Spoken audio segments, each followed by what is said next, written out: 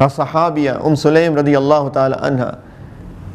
Her child passed away while the husband was away at travel. Imagine your son of a mother passed away when the husband was out, and that was the day that her husband was supposed to come back.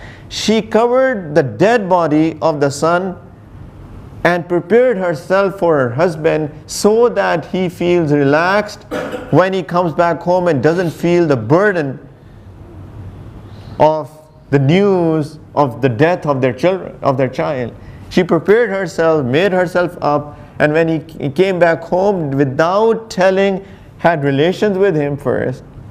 After that they were relaxed. Then she asked, what do you think about that if somebody gives us an amanat, a trust, and wants it back, what do you think we should do? He said, of course we should return it, that's his. So she said, our child was the amanat from Allah, it was a trust from Allah, Allah Ta'ala took him back. Allah. It's easy to say about these things. Ask a mother, ask a parent. The father, the husband got so upset. Why didn't you tell me before?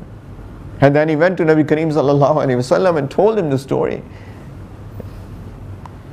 I just have a feeling that his heart must have become this big.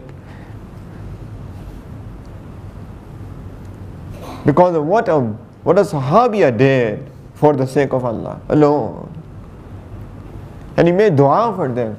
And may Allah put barakat in your relations of last night.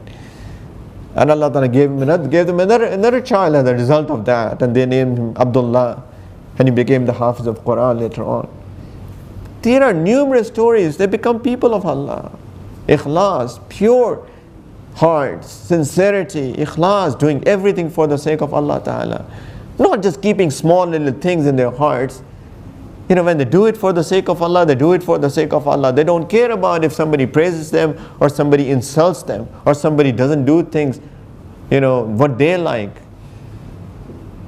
or what they dislike. They don't care about those things. They just continue to do things for the sake of Allah.